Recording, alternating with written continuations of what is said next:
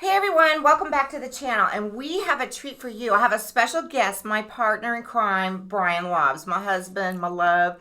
And for Valentine's Day, we decided, I thought it'd be a lot of fun to do a video about couples, partners in as real estate investors. We don't really talk about the what do you call that? Backstory of, husband and wives, partners getting along, especially when flips. We're going to talk about a couple of flips that we did that was just really, really stressful, and the pressure to, be successful in the industry and, kind of look at each other's, strengths and weaknesses. So, we got started in real estate about, how long ago was it? 15 years ago. It's 15 years ago. We took a leap of faith, quit our jobs. Now, that was a little bit easier for me because I'm a little bit more risky than Brian. And we literally quit our jobs because if you're thinking about doing real estate investing, and we did not know anything about real estate. We just said, hey, you know what? Let's sell our house for a lot of money. And we did. We came from Phoenix, Arizona back in 2005. Yeah. So, and we didn't know anything about real estate. We just said, hey, we can make a lot of money now, so let's do it. So that's what we did. And so when we got to the Dallas-Fort Worth area, we said, hey, let's get into real estate. It seems like you can make money in real estate. And, we didn't start off as, we were a little bit older chickens, if you will. So we were a little bit older than the average person. Yeah, we didn't start in our 20s. So the good news is that you can start at any time, just like us. We're a little bit older, more wisdom, I guess. I don't know about that, but not at the time. Not at the time. We just were kind of flying by the seat of our pants. So when we sold our house in Phoenix, we were like, dang, this is a good way to make some money. So we started looking into it, and I got a mentor. And we bought our first rental property. And I remember that day. Do you remember that day? It was scary. Like, we did not know what we were doing. It was because it was an unknown. It was a big unknown. And we were like putting a chunk of change down. We're like, should we do this? Is this what we need to do? But then fast forward, we ended up having a really great mentor. And, she kind of taught me some tips and tricks of the trade back then. Then I went on to become a property manager, and I did that for many, many years until about maybe 5 years ago. Yeah, 6 years ago. Yeah. So, right. So what we're going to talk about is when you are, in a relationship and you're trying to do this business, there's so many factors that come in that can, kind of play havoc with your relationship. So, well, it becomes a 24/7 business. It does. It really does. Because one of the things we talk about is that you have to make me time. Not only just for the couple, we have to really go, okay, we're not going to talk about real estate tonight, or we're going to go to dinner and just focus on us. But also because of the way we do our business, we're together all the time, right? You get that, right? And sometimes you need away time to go do your me thing so you can come back together and kind of recharge, right? So we're going to talk about, I really want to talk about conflict because it's Valentine's Day and, people, everybody's feeling love, but, we've done a couple flips where it was really, really stressful. And it challenged, I think we've been challenged as partners too. Yeah, because some of the issues weren't small. I mean, it was around how much money do you want to spend versus how much you think you're going to get out of the house. Exactly. They were big issues. They weren't little like decorating issues. They were major infrastructure issues in the house. Right. So like every flip we've done, we've had to do foundation, and when you have to do foundation, here in Texas we have that soil that likes to move.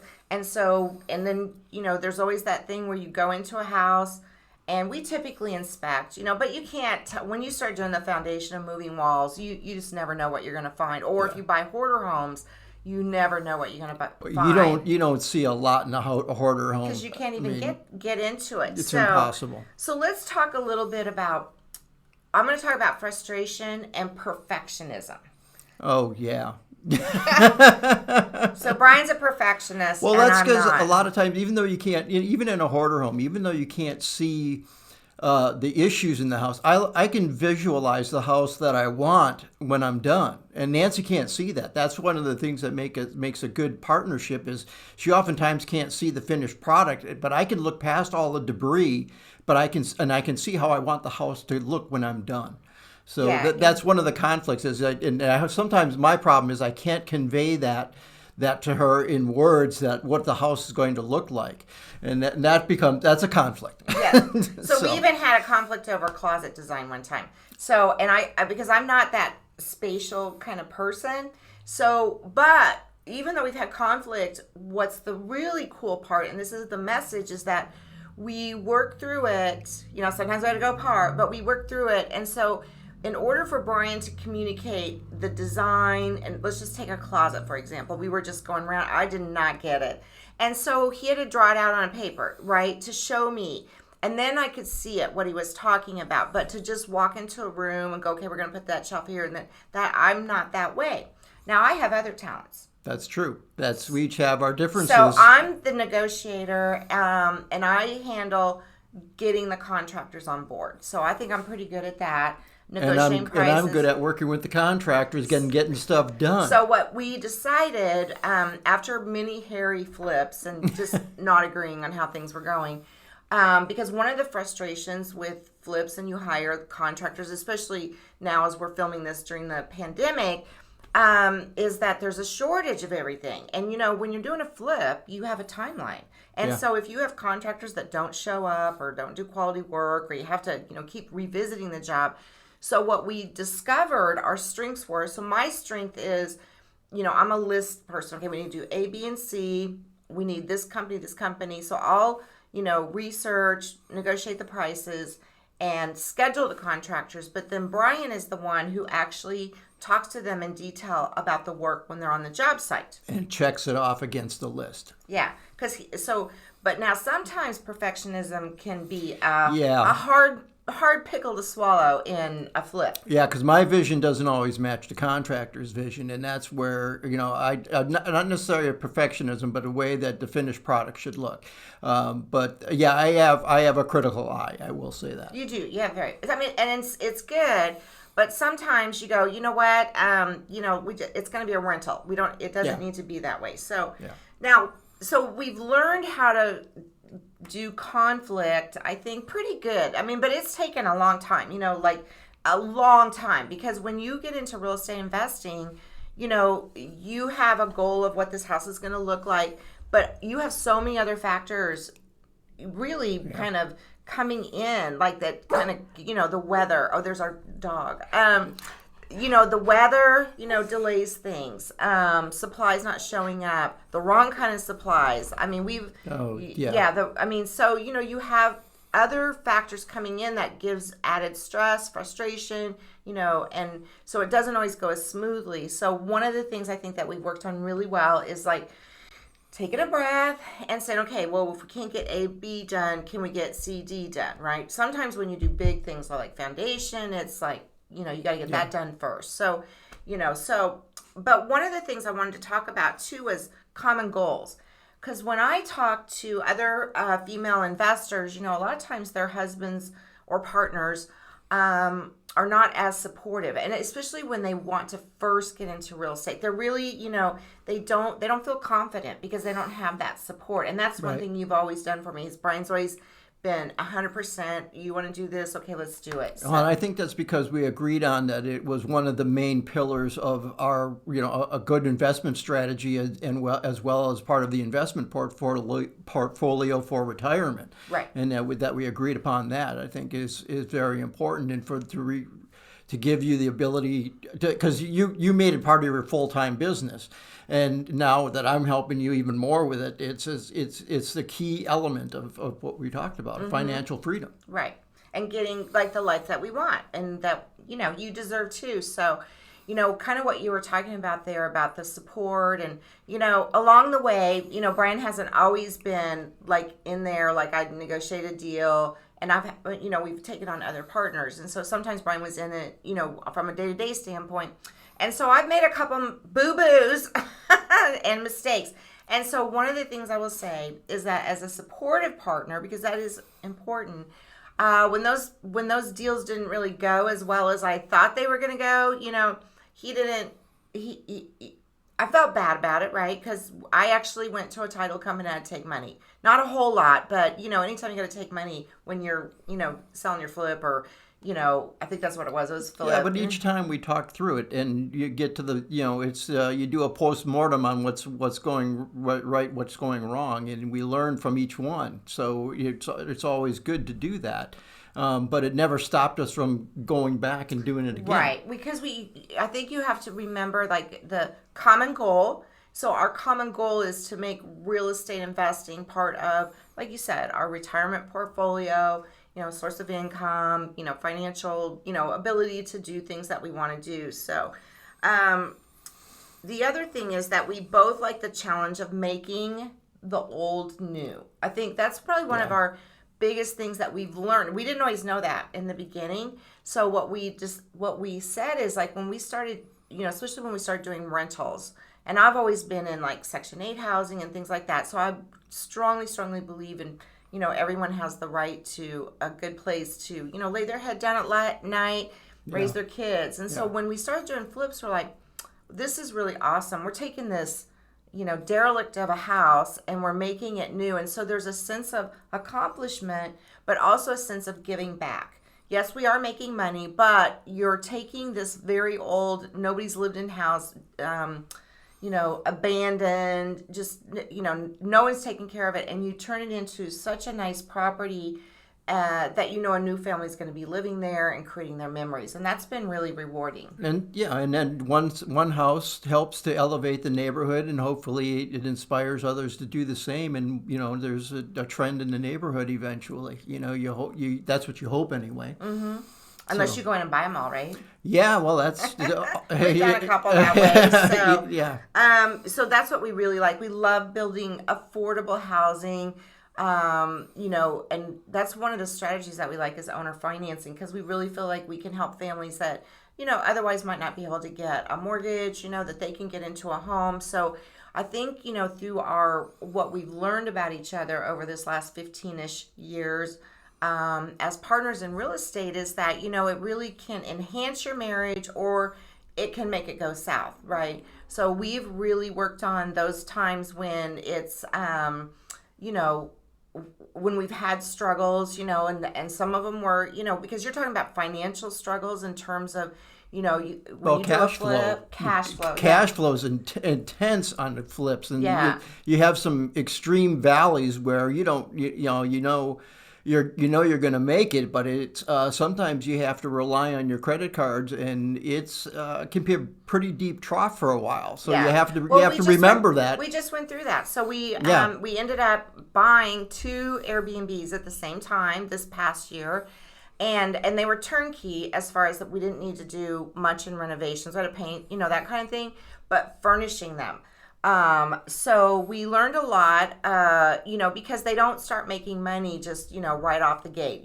You have some time to build up.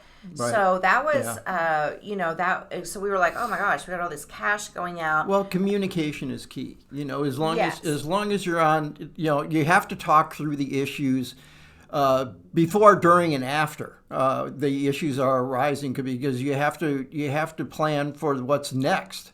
And that's what's really important is you can't just let things stew. You have to communicate through the entire process. And that's good. And if you are at a standstill where you can't figure that out. So like the example I gave of the closet, this was like a big thing in this house that we were doing because we were expanding and, and could just not get past what he was trying to convey. Yes, I knew up here that, yes, it's going to add value, but what is that going to look like? How's it going to affect the other parts of the house? So, so you have to find those things. So that leads me right into really recognizing each other's strengths and weaknesses, right? Yeah. So I brought up perfectionism because, you are a perfectionist, yes, right? I am. And sometimes that's not good in a flip. Yes, it's great, but not so great because when you're a perfectionist, it's hard to contractors, they might, I don't know, I'm just saying not anything structurally about the house, but sometimes things are just a little off, right? And you know that you can go ahead and owner finance it. You know that you can, have it as a rental. It doesn't have to be perfect. And so, but if you're a perfectionist and you are in the real estate investing business, that can kind of hold you back. If you're, okay, I should say this, because you're a perfectionist, but you realize there's a timeline. So there's a Right. difference, because if you're a perfectionist and you procrastinate because you want it to be perfect, yeah, you're probably not in the right business. But if you're a perfectionist and that you want to deliver a good product, that's a different story, right? So yeah, I'm more big picture, I would say, and you're detail oriented. I Yeah, think well, that's what no, we that's can. absolutely true. Is that you're a big picture person, and I get down to the nitty gritty, and that's in a lot of cases. Even if it's an Airbnb, and you want to be very detailed in how you present the house to your guests, you have to balance it out. You have to You say at do. some point this is good enough, and I mean but you want to present a good experience to them. Exactly. Right. So Exactly. And then patience. You have to have patience. If you're going to be real estate investors, yeah, it's such a fast paced industry, especially in the hot market that we're in right now, right? It's just boom, boom, boom. So, one of the things that we really focus on, because I'm not one to I don't like to get in the rat race, right? I like to look at what's going on in the market and then pivot our investing strategies. And that's what I'm saying about big picture. Then I'll come to Brian and say, hey, you know what? I don't really want to do flips right now because the deals are hard to find, the contractors are scarce, supplies are, so that's not an investing strategy right this minute. So we flipped over and pivoted into Airbnb.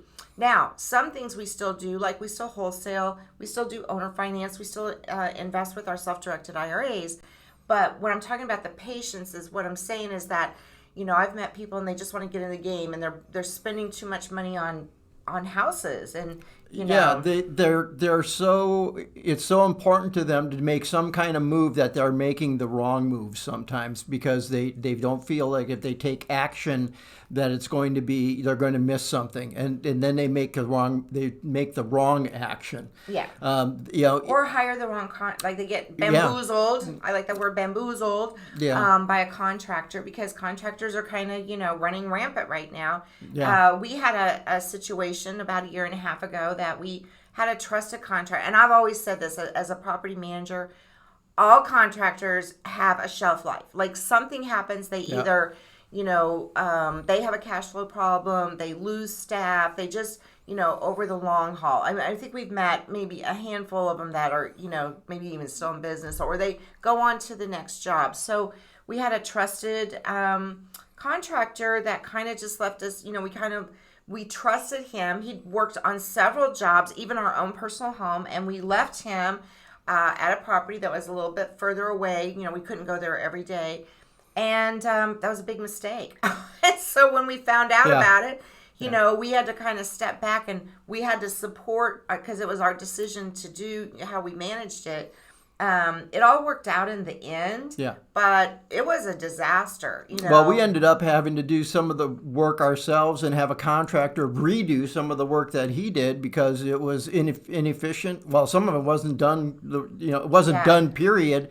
And some of it wasn't done right. So we learned a valuable lesson that we weren't eye on the ball because we had trusted him too much, and we had put our trust in him, and unfortunately he misused that trust, Yeah. which was very sad. Very sad, and of course we're not using him, and he's not going to get referred to us or anything. So, Yeah. so what have we learned over this last well over a decade about being real estate investors and being partners in a relationship? Well, I think we have to learn to take time away from it. Okay, so Brian, after we've been married all these years, and we've been real estate investors for well over a decade now, I hate to say it, we're coming up on almost 2 decades. Yeah. What have we learned? I think the cooler heads prevail. I mean, as bad as things go, you have to step back from it and take a breath and just say, "Hey, listen, okay, it's we're in this situation. What can we do to alleviate it?" And just say, "Okay, we're here. How do we get this thing ironed out and move forward?" Right. And I would say you have to learn to compromise, right? Right. So not compromise on your work ethic, not compromise, but you have to, support each other and communicate. Right. And I think the last thing I'm going to add in here, and because you can tell I do the more talking, right, is understand and support each other's differences. So Right. when you approach a flip, a wholesale, a lot of gals out there that I talk to, I mentor a lot of women that are, they're not starting out in their 20s or 30s. They've raised their kids. They're looking for, that next, they've always wanted to get in real estate. They just didn't feel supported. So what would you tell those women, that they have a partner, and they really want to get into real estate, but their partner doesn't support them? What advice would you give them? I would say don't give up, but keep trying to get your husband involved in the smallest ways, and tell them that how important it is to you, and how they can help you to make it help them to help them see your way, and maybe they can see their way to helping you. It's a difficult thing, but for me it wasn't that hard to see, because I understand Nancy's passion for it, and it's something that I share, because it's contagious. Nancy's passion is so big that it's contagious. But I did see the value in real estate, and as a kid growing up, I even learned it from my parents. So it's one of those things that it takes some time. And I would say too, gals, that what, Brian and I, we have actually mentored couples, right? Right at our dining room table, Saturday morning coffee, and just talking about our story. So if you have a spouse, and you have a passion, or you have always wanted to get into it, ring us up, because we would love to sit down with you and talk to you about how we work together, what we've learned. And the thing is that it made our marriage stronger. I mean, really it did. I mean, there were times we didn't think it did. Well, right? Yeah, And but we made our way through all of that, though. Yeah. And so, no, in the overall grand scheme of things, it did make it much stronger. It did. So, in closing, what we want to do is wish all of you a very happy Valentine's Day. Happy Valentine's Day. Love and support to you all, and happy investing.